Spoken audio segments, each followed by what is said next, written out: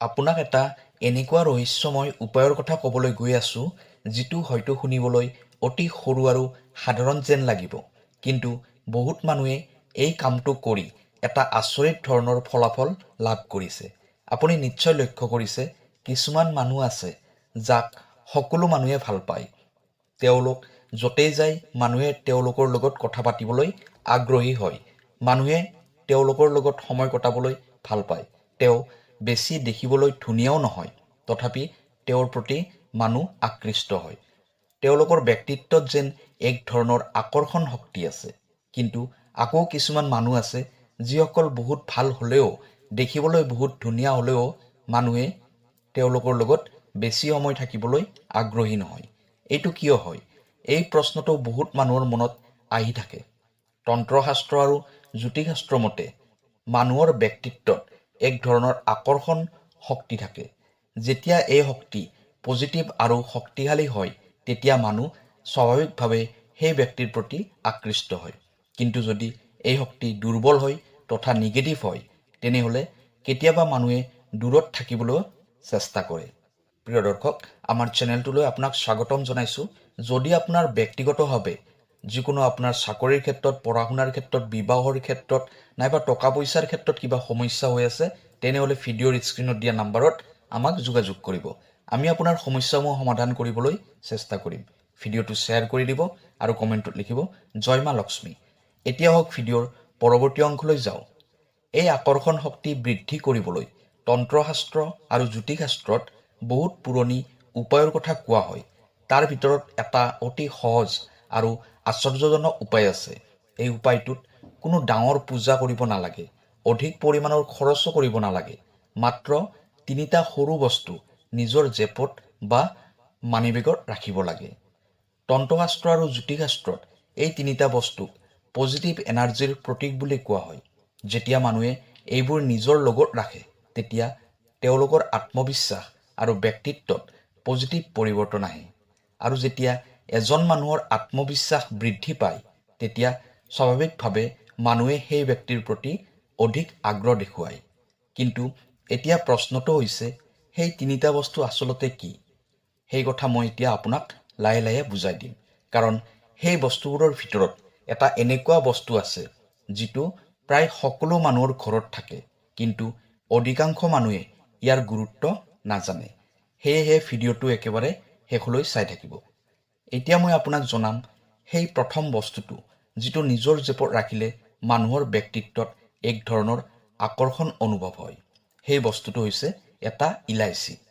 হয়, ঠিকেই শুনিছে, এটা সাধাৰণ ইলাইচি। হয়তো আপুনি ভাবিছে, এটা ইলাইচিয়ে কেনেকৈ মানুহৰ জীৱনত পৰিৱৰ্তন আনিব পাৰে।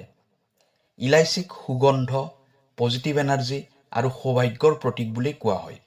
ইলাইচিৰ সুগন্ধ মানুহৰ মনক শান্ত কৰে, আৰু যেতিয়া মানুহৰ মন শান্ত থাকে, তেতিয়া তেওঁলোকৰ ব্যক্তিত্বও অধিক আকৰ্ষণীয় অনুভৱ হয়।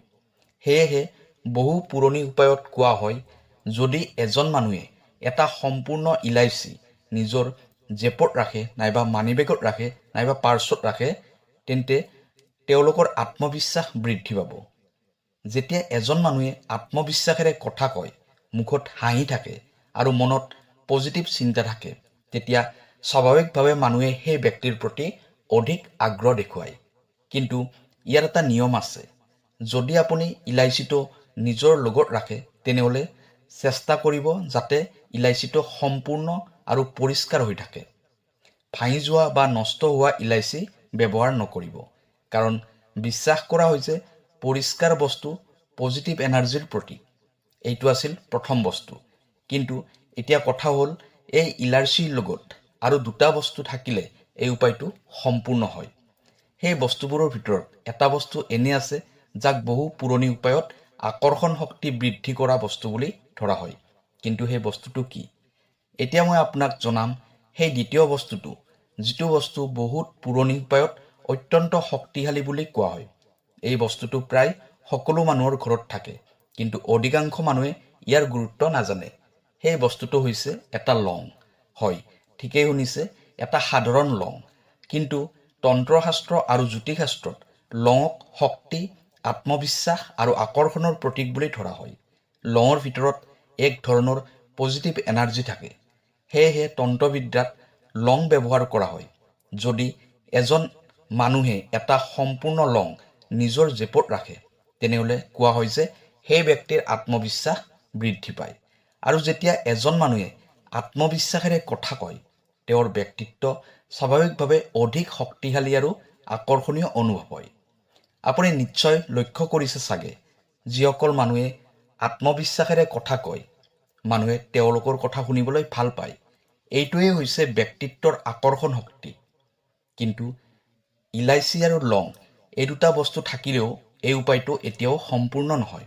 কাৰণ তৃতীয় বস্তুটো হৈছে সেইটো বস্তু যাক বহু পুৰণি বিশ্বাসত অত্যন্ত পবিত্ৰ আৰু পজিটিভ এনাৰ্জিৰ প্ৰতীক বুলি ধৰা হয়।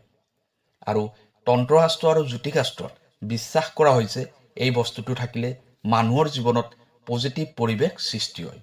কিন্তু সেই বস্তুটো কি? এতিয়া আহিল সেই মুহূৰ্তটো যাৰ বাবে আপুনি ভিডিঅ'টো এতিয়ালৈকে চাই আছে। এতিয়া মই আপোনাক জনাম সেই তৃতীয় আৰু গুপ্ত বস্তুটো যাক বহু পুৰণি বিশ্বাসত অত্যন্ত পবিত্ৰ আৰু শক্তিশালী বুলি ধৰা হয়। সেই বস্তুটো হৈছে এটা শুকান তুলসী পাত। হয়, ঠিকেই শুনিছে, এটা সাধাৰণ শুকান তুলসী পাত। কিন্তু ভাৰতীয় আধ্যাত্মিক সংস্কৃতিত তুলসীক অত্যন্ত পবিত্ৰ গছ বুলি ধৰা হয়। তুলসী গছৰ ভিতৰত পজিটিভ এনাৰ্জি থাকে। সেয়েহে বহুত মানুহে নিজৰ ঘৰত তুলসী গছ ৰোপণ কৰে। কাৰণ বিশ্বাস কৰা হয় যে তুলসী গছ থকা ঘৰখনত এটা পজিটিভ পৰিৱেশ সৃষ্টি হয়। যদি এজন মানুহে এটা শুকান তুলসী পাত নিজৰ লগত ৰাখে তেনেহ'লে সেই ব্যক্তিৰ মন অধিক শান্ত আৰু পজিটিভ হয়। আৰু যেতিয়া মানুহৰ মন শান্ত থাকে তেতিয়া তেওঁৰ ব্যক্তিত্ব স্বাভাৱিকভাৱে অধিক আকৰ্ষণীয় হৈ উঠে। সেয়েহে তন্ত্ৰশাস্ত্ৰ আৰু জ্যোতিষশাস্ত্ৰত কোৱা হয়, যদি আপুনি নিজৰ জেপত এই তিনিটা বস্তু ৰাখে, এটা ইলাইচি, এটা লং আৰু এটা শুকান তুলসী পাত, তেতিয়া আপুনি যিকোনো মানুহকে আপোনাৰ ফালে আকৰ্ষিত কৰিব পাৰিব। এতিয়া প্ৰশ্নটো হ'ল, আপুনি এই উপায়টো কেনেকৈ কৰিব তথা আপুনি এই তিনিটা বস্তু কেনেকৈ আপোনাৰ জেপত ৰাখিব। ইয়াৰ বাবে আপুনি এখন সৰু বগা কাপোৰ ল'ব। ৰুমালৰ চাইজৰ কাপোৰ ল'লেও হ'ব। কাপোৰখনৰ এখন সৰুকৈ পটলি বা মোনা বনাই ল'ব। এই উপায়টো আপুনি শুক্ৰবাৰে আৰম্ভ কৰিব, যিকোনো মাহৰ শুক্ৰবাৰে, আৰু পক্ষটো হ'ল শুক্লাপক্ষ। যিকোনো মাহৰ শুক্লাপক্ষৰ শুক্ৰবাৰৰ দিনা এই উপায়টো কৰিব লাগিব। এটা পৰিষ্কাৰ গোটা লং, এটা ইলাইচি আৰু এটা শুকান তুলসী পাত, এই তিনিটা বস্তু একেলগে সেই বগা পুতলি বা মোনাখনত ভৰাই ল'ব। তাৰপিছত মোনাখনৰ মুখখন চিলাই কৰি দিব নাইবা সূতাৰে বান্ধি দিব। এই উপায়টো পুৰুষ মহিলা সকলোৱে কৰিব পাৰিব। পত্নীয়ে নিজৰ স্বামীৰ বাবে কৰিব পাৰে, স্বামীয়ে নিজৰ পত্নীৰ বাবে কৰিব পাৰে, ল'ৰাই ছোৱালীৰ বাবে আৰু ছোৱালীয়ে ল'ৰাৰ বাবে উপায়টো কৰিব পাৰে। পত্নীয়ে স্বামীৰ বাবে কৰিলে স্বামী আকৰ্ষিত হ'ব আপোনাৰ প্ৰতি। স্বামীয়ে পত্নীৰ বাবে কৰিলে পত্নী আপোনাৰ প্ৰতি আকৰ্ষিত হ'ব। এই তিনিটা বস্তু ৰখা মোনাখন আপোনাৰ জেপত নাইবা মানিবেগত 21 দিন ৰাখিব লাগিব। পুৰুষ মহিলা সকলোৱে 21 দিন ৰাখিব লাগিব। ৰাতিপুৱাৰ পৰা ৰাতিলৈ লগত ৰাখিব লাগিব। ৰাতি শোৱাৰ সময়ত বস্তুটো জেপৰ পৰা উলিয়াই যিকোনো শুদ্ধ পবিত্ৰ ঠাইত ৰাখিব। আকৌ পিছদিনাখন ৰাতিপুৱা গা ধুই উঠি নিজৰ জেপত নাইবা মানিবেগত ভৰাই ল'ব। এনেকৈ আপুনি 21 দিন ৰাখিব। যিকোনো মানুহ আপোনাৰ প্ৰতি আকৰ্ষিত হ'ব, আপোনাৰ সৈতে কথা পাতিবলৈ ইচ্ছা কৰিব। এতিয়া জানি লওঁ আহক, এই উপায়টো কৰাৰ পিছত আৰু কি কি বিশেষ ফল পাব। প্ৰথম পৰিৱৰ্তনটো আপুনি অনুভৱ কৰিব নিজৰ ভিতৰত। আপোনাৰ মন আগতকৈ অধিক শান্ত আৰু আত্মবিশ্বাসী অনুভৱ হ'ব। আপুনি মানুহৰ লগত কথা কোৱাৰ সময়ত অধিক স্পষ্ট আৰু সাহসেৰে কথা ক'ব পাৰিব। দ্বিতীয় পৰিৱৰ্তনটো হ'ব মানুহৰ ব্যৱহাৰত। আপুনি লক্ষ্য কৰিব পাৰে যে আগতে যিসকল মানুহে আপোনাক বেছি গুৰুত্ব দিয়া নাছিল, সেই মানুহবোৰে লাহে লাহে আপোনাৰ কথাত মনোযোগ দিবলৈ আৰম্ভ কৰিব। কাৰণ মানুহে সদায় সেই ব্যক্তিৰ ওচৰত থাকিবলৈ ভাল পায় যিজনৰ ভিতৰত আত্মবিশ্বাস শান্ত মন আৰু পজিটিভ এনাৰ্জি থাকে। তৃতীয় পৰিৱৰ্তনটো হ'ব আপোনাৰ ভাগ্য আৰু সুযোগত। কেতিয়াবা জীৱনত হঠাৎ কিছুমান ভাল সুযোগ আহিব, নতুন বন্ধু, ভাল চিনাকি বা নতুন কামৰ সুযোগ। ইতিবাচক মন আৰু ভাল শক্তিৰ বাবে এই ধৰণৰ সুযোগবোৰ জীৱনত আহে। উপায়টো কৰাৰ 21 দিন সম্পূৰ্ণ হোৱাৰ পিছত সেই কাপোৰৰ মোনাখন আঁহত গছৰ গুৰিত পুতি থৈ আহিব। প্ৰিয় দৰ্শক, এবাৰ আপুনি এই উপায়টো নিশ্চয় কৰি চাওক। মানুহ আপোনাৰ প্ৰতি নিশ্চয় আকৰ্ষিত হ'ব। ভিডিঅ'টো চাই যদি ভাল লাগিছে তেনেহ'লে চেনেলটো ছাবস্ক্ৰাইব কৰিব। কাইলৈ আকৌ লগ পাম অন্য এটা ভিডিঅ'ত। ধন্যবাদ।